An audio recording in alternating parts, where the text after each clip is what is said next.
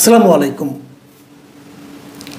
পাকিস্তানের উপপ্রধানমন্ত্রী ও পররাষ্ট্রমন্ত্রী মিস্টার ইসহাক দার উনি বাংলাদেশ সফর করছেন। বেশ অনেক দিন পরে পাকিস্তানের পররাষ্ট্রমন্ত্রী পর্যায়ের কোনো একজন ব্যক্তি বাংলাদেশ সফরে এলেন।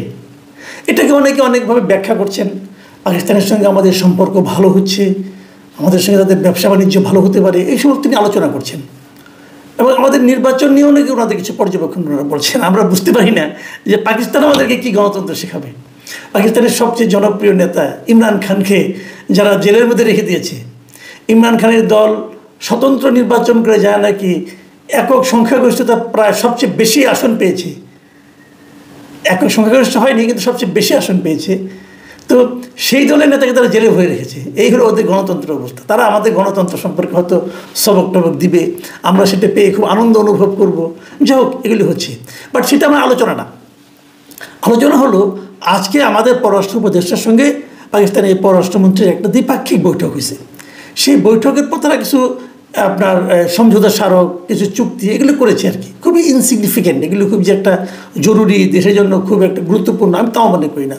বাট আলোচনার বিষয়টা হলো, সাংবাদিকরা জিজ্ঞাসা করেছেন যে আমাদের সঙ্গে যে পাকিস্তানের কিছু অমীমাংসিত ইস্যু আছে সেগুলোর ব্যাপারে উনি কী বলতে চান।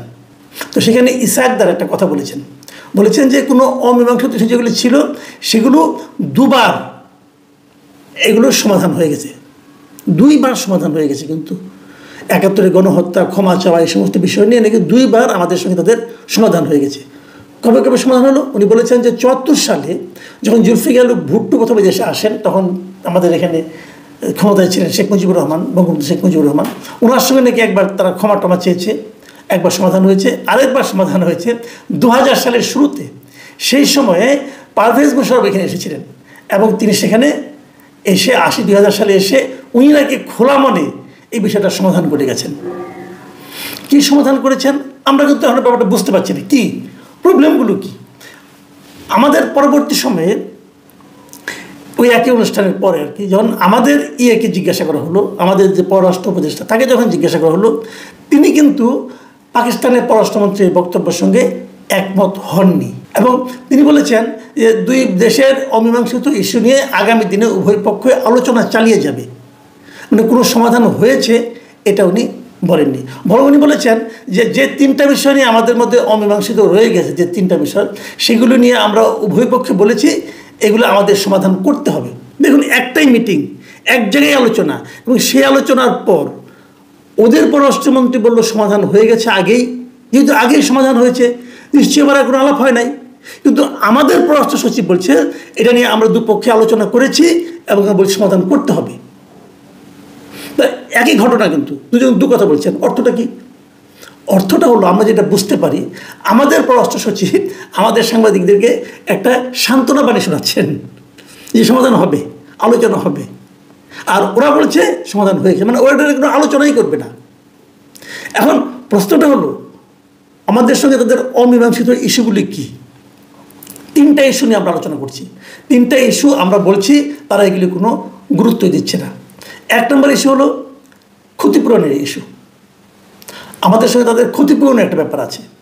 তারা ৭১ সালে আমাদের এখানে যে ক্ষতিগুলো করেছে, আমাদের হত্যাযজ্ঞ চালিয়েছে, ধ্বংস করেছে আমাদের এখানে অনেক কিছু, আমাদের অর্থনীতির যে বিশাল ক্ষতি করেছে, সেগুলোর একটা হিসাব নিকাশের পর আমরা একটা ক্ষতিপূরণ পেতে পারি। এটা আন্তর্জাতিক আইনের মাধ্যমেই পেতে পারি। এর আন্তর্জাতিক আইন আছে, সে আলোচনা আমি একটু পরে আসছি কিন্তু আমাদের খুব নিকট অতীতে আছে। কিন্তু এই যে ইরাক যখন কুয়েত দখল করেছিল, তখন কিন্তু তারা ক্ষতিপূরণ দিয়েছিল। ওই আলোচনাটা কত আমি একটু পরে বলছি, আমি আগে তিনটে ইস্যু বলিনি। দ্বিতীয় ইস্যুটা হলো, আমাদের এখানে যে গণহত্যা হয়েছে সেই ব্যাপারে আমাদের দাবি হলো পাকিস্তান তারা দুঃখ প্রকাশ করুক, তারা বলুক যে মাপ চাক আমাদের কাছে, যে আমরা একটা অন্যায় করেছি, তোমাদের কাছে ক্ষমা চাই। ভেরি ইন্টারেস্টিং বিষয় হলো, এই বিষয়টা নিয়ে কিন্তু ইমরান খান যখন পাকিস্তানের বিরোধী দলের ছিলেন, যখন উনি প্রধানমন্ত্রী হননি, তখন কিন্তু উনি পাকিস্তানের সংসদে বলেছিলেন যে পাকিস্তান গভর্নমেন্টের উচিত বাংলাদেশের কাছে ক্ষমা চাওয়া ৭১-এর ঘটনা নিয়ে। এটাও কোনো প্রকাশ্য ক্ষমা, আনুষ্ঠানিকভাবে ক্ষমা কেউ চায়নি।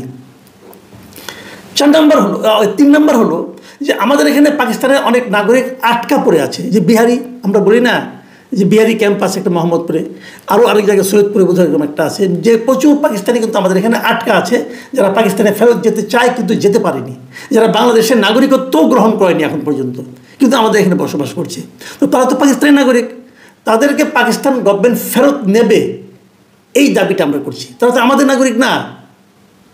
তো এই ফেরত নেওয়ার দাবিটা আমরা করছি। এটা নিয়েও কোনো আলোচনা এখন পর্যন্ত হয়েছে কিনা, কোনো ডেভেলপমেন্ট আছে কিনা, এগুলো নিয়ে কোনো আলোচনা হয়নি। এই তিনটা হলো আমাদের সঙ্গে তাদের অমীমাংসিত বিষয়। এখন এই ইসাকদার বলছেন সমাধান নাকি হয়ে গেছে। কবে হলো? যদি সমাধান হয়ে থাকে তাহলে এই নাগরিক যারা পাকিস্তানে আটকা আছে এদের কী হবে? এদেরকে নিচ্ছেন না এখন আপনি? আচ্ছা, আমি এখন বরং ওই প্রথম পয়েন্টটায় আসি, যে ক্ষতিপূরণের ইস্যুটা। ক্ষতিপূরণ কি দেয় কোনো দেশ? হ্যাঁ দেয়। আপনাদের আমি একটা ছোট্ট উদাহরণ দিয়ে বলি, তাহলে বুঝবেন।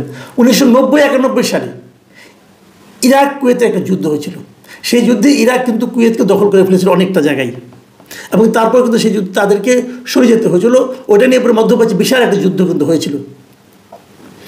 সেই যুদ্ধে কুয়েতের অনেক ক্ষতি হয়েছিল। কুয়েতকে ক্ষতিপূরণ ইরাককে দিতে হয়েছিল।